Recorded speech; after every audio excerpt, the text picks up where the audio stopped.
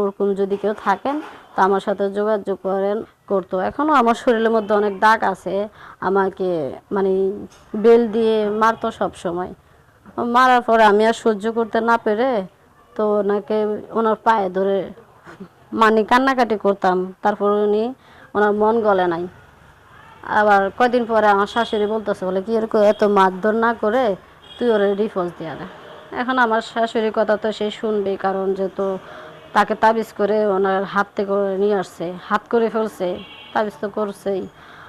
এখন আমার হাজব্যান্ডে কি করছে, আমাকে আজকে 1 বছর হচ্ছে আমাকে ডিভোর্স দিছে।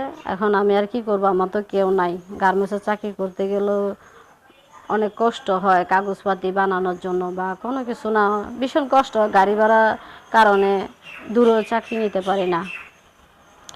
তাই এখন যদি আমি একটা ডিভোর্সি মেয়ে, এখন যদি আপনারা কেউ যদি চান, আমাকে কেউ যদি পছন্দ হয়, আপনারা যদি দয়া হয়, তো আমাকে কেউ যদি চান বিয়ে করতে পারেন।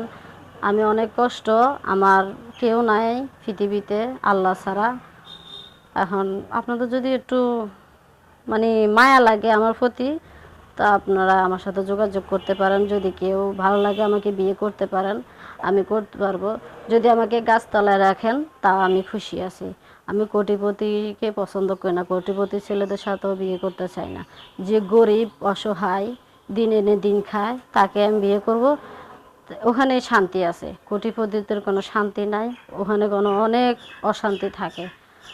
তা আমি তাই বলতেছি, যদি এমন কেউ থাকেন, এখন আর ইয়াং ছেলেদেরকে বিশ্বাস করে কি হবে, আর প্রেম ভালোবাসা করে কি হবে, তাতেই না করে একটা বৃদ্ধ লোককে বিয়ে করব। ওরকম যদি কেউ থাকেন তো আমার সাথে যোগাযোগ করেন। আমার সাথে তো যোগাযোগ করার সিস্টেম নাই, তো এই ভাইয়াদের ইউটিউবে শেয়ার অপশানের নাম্বার আছে, ওনাদের সাথে যোগাযোগ করে আমাকে পাবেন, সমস্যা নাই। তো আসসালামু আলাইকুম, সবাই ভালো থাকেন।